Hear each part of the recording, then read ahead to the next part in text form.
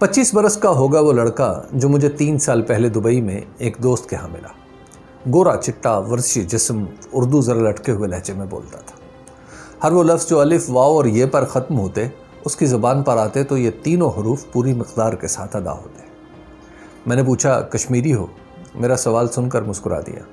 उसने बताया, मकबूजा कश्मीर से हूँ, इंजीनियर हूँ और दुबई नौकरी की तलाश में आया हूँ। जब उसे पता चला कि मैं सहाफ़ी हूँ तो उसने एक फ़र्ज़ शनास मुबल्लिग़ की तरह मेरे सामने कश्मीर की आज़ादी का मुकदमा पेश कर दिया। उसका जोशो खरोश देखकर मैंने तो उसका माथा ही चूम लिया। मैंने कहा, जाने बिरादर, किसी पाकिस्तानी को तुम्हें कश्मीर की आज़ादी के लिए कायल करने की हरगिज़ ज़रूरत नहीं। इस मामले में तो पूरा पाकिस्तान तुम्हारी पुश्त पर खड़ा है।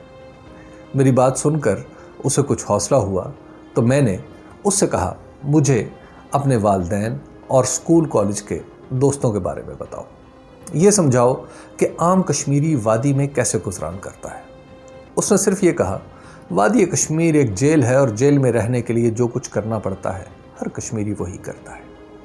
उसके मुताबिक पाकिस्तान से कश्मीरियों की लगन का आलम यह है कि यहाँ के हर सियासतदान की अच्छाई बुराई उन्हें खूब मालूम है। यहाँ के मसाइल क्या हैं इस बारे में भी वो अच्छी तरह जानते हैं। उसने आम कश्मीरियों की इस बदगुमानी का भी जिक्र किया जो उन्हें अपने रहनुमाओं से। मैंने भारतीय फ़ौज के रवैये के बारे में पूछा तो उसने तवील गुफ्तगू में एक बार भी भारतीय फ़ौज नहीं कहा बल्कि काबिज़ फ़ौज कहता रहा। मैं कश्मीर के अक्सर रहनुमाओं से मिल चुका हूँ और वो अपनी गुफ्तगू में हमेशा भारतीय फ़ौज कहा करते थे, लेकिन ये नौजवान काबिज़ फ़ौज की इस्तिलाह इस्तेमाल कर रहा था।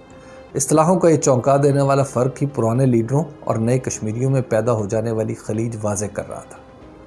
मैंने सिर्फ ये जांचने के लिए कि वाकई उसे इन दोनों इस्तिलाहों का फ़र्क मालूम है उससे एक दो सवाल किए तो उसने मेरा मकसद भांप लिया। बोला, हबीब साहब, भारत ने कश्मीर पर कब्ज़ा किसी जंग के ज़रिए किया है न किसी मुआहदे के ज़रिए। वो महाराजा हरी सिंह की लिखी हुई जिस दस्तावेज़ को अपने कब्ज़े के सबूत में पेश करता है वो एक ऐसे हाकिम का फरमान है जो ये दस्तावेज़ लिखने से पहले अपना इक़्तिदार खो चुका था, इसलिए इसकी कानूनी हैसियत कुछ भी नहीं। अपनी बात पर जोर देते हुए बोला, अब कश्मीर का हर शख्स भारतीय फ़ौज को इसी तरह देखता है। ये नया कश्मीर है, ज़्यादा गुस्से में है और ज़्यादा पुख्ता इरादे से लड़ रहा है। कश्मीर में तैनात भारतीय फ़ौज के बारे में गैर कानूनी काबिज़ फ़ौज की जो इस्तिलाह उस नौजवान ने 3 साल पहले मुझे बताई थी, आज पाकिस्तान में सरकारी तौर पर यही इस्तिलाह इस्तेमाल की जा रही है। चंद दिन पहले जब ये इस्तिलाह पाकिस्तान के मौक़िफ़ के तौर पर सामने आई तो मुझे पहली बार ये एहसास हुआ कि इस्लामाबाद या रावलपिंडी में बैठे किसी शख्स ने अपना काम ईमानदारी से किया है, क्योंकि भारत के सामने खड़ा हर कश्मीरी इन्हीं 4 लफ्ज़ों में अपना मुकदमा लड़ रहा है। सरकारी दफातर और उनमें काम करने वाले एहलकारों की सलाहियत पर शदीद तहफ़्फ़ुज़ात के बावजूद मुझे कुछ हैरत भी हुई है कि अपना काम पूरी तरह समझने वाले कुछ लोग अब भी सरकारी दफ्तरों में बाकी हैं। यहाँ से हमारी वजारत ख़ारजा का इम्तहान शुरू होता है कि वो नए उन्वान से कश्मीरियों का मुकदमा कितने मौसर तरीके से दुनिया के सामने पेश करती है। कश्मीर का मुकदमा लड़ते हुए पाकिस्तान को 74 बरस होने को है। ऑपरेशन जिब्राल्टर और कारगिल जैसी मुहिमजोइयों को निकाल दिया जाए तो हमारी कारकर्दगी बुरी नहीं, लेकिन ये अपनी जगह सच है कि अपने मखसूस हालात की वजह से हमने अपनी कश्मीर पॉलिसी का तनकीदी जायज़ा कभी नहीं लिया। ज़ाहिर है इस पॉलिसी की बुनियाद तो नहीं बदली जा सकती, मेरा मतलब इस पॉलिसी पर अमल दरामद और वक्तन फ़वक्तन इसमें हालात के मुताबिक तब्दीली से है। अब तक हमारी पॉलिसी के खद्दोखाल भारतीय इक़दामात के रद्द अमल में तरतीब पाते रहे। आज खुद हालात का नक्शा बदलने के लिए हमने जो कुछ सोचा भी तो ऐसा कि अब तारीख़ के वो बाब ही भूल जाने को दिल चाहता है। सियासी तौर पर आगे बढ़ने के लिए हमें जो कुछ करना था, अफसोस के साथ कहना पड़ता है हम नहीं कर पाए। इसकी वजह गालिबन यह है कि हमने कश्मीर को सिर्फ सलामती का मसला करार देकर सियासतदानों को इससे दूर रखा। इसलिए इस मसले के इंसानी, अवामी, समाजी और सियासी पहलू दुनिया की नज़रों से ओझल रहे हैं।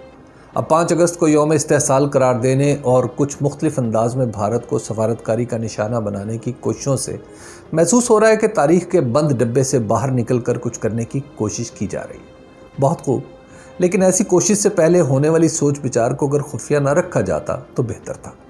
इस मश्क में हुकूमत से बाहर के लोग भी शामिल कर लिए जाते तो शायद बहुत कुछ बेहतर हो जाता। यही देख लीजिए कि 5 अगस्त के जिस दिन को यौम इस्तेहसाल करार दिया जा रहा है, इसे पाकिस्तान से बाहर की दुनिया में यौम मुहासरा के तौर पर पेश किया जाएगा। यानी एक ही सूरत हाल के लिए 2 मुख्तलिफ इस्तिलाहें। क्या ये हैरान कुन नहीं? یوم استحصال سے کہیں بہتر ترکیبیں اردو میں بھی میسر تھیں جو پاکستانی عوام کو بہتر طریقے سے صورتحال سمجھا سکتے تھی۔ اور خود یوم محاصرہ میں کیا خرابی تھی؟ یوم استحصال کی ترکیب تو کشمیر سے زیادہ ہمارے اندرونی معاملات پر کسی ہوئی پھپتی معلوم ہوتی ہے۔ یوم استحصال کی ترکیب جیسا ہی چھوڑ دے میری وادی والا نغمہ ہے جو سرکاری پیسوں پر تیار کیا گیا لیکن مانی اس میں نام کو نہیں۔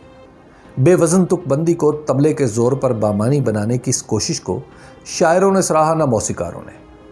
اس نغمے کے بنانے والوں کو شاید یہ اندازہ ہی نہیں کہ تحریکوں کے ترانوں میں سادگی، کم سے کم ساز اور ایک مخصوص آہنگ کیوں رکھے جاتے ہیں۔ نغمہ بنانے والوں کو یاد ہوگا کہ سانحہ APS پشاور کے بعد بڑا دشمن بنا پھرتا ہے جو بچوں سے لڑتا ہے جیسا شاہکار بھی انہوں نے ہی بنایا تھا۔ اس سے بھی پہلے جو گیت کشمیر کی آزادی کا استعارہ بنا تھا وہ نہ جانے کس کی شاعری تھی اور نہ جانے کس کی طرز، لیکن میری عمر کے لوگوں کو ہم منظر حق کا ہر پہلو دنیا کو دکھا کر دم لیں گے تو یاد ہوگا۔ بغیر ساز کے یہ گیت آج بھی گایا جائے تو سننے والے وجد میں آ جاتے ہیں۔ اس گیت کا ایک ٹکڑا تھا، ہم دریا کی ایک بوند سہی لیکن یہ ہوا نہ مانی تو، ہم ہند کے گنگا جمنا میں طوفان اٹھا کر دم لیں گے۔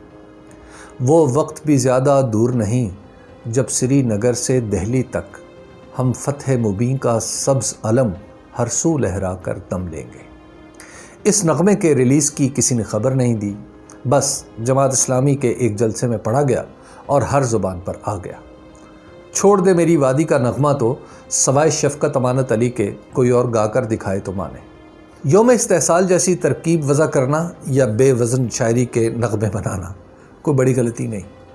کشمیر پر سوچ بچار کو محدود رکھنا اور طے شدہ پالیسی کو مسلسل حالات کی کسوٹی پر نہ پرکھنا غلطی ہے۔ ایسی غلطیوں سے بچنے کے لیے بحث مباحثے کے سوا کوئی راستہ نہیں، مباحثہ بھی ایسے ماحول میں جہاں کسی کو سوال برا نہ لگے اور کوئی بھی جواب سے گریز نہ کرے۔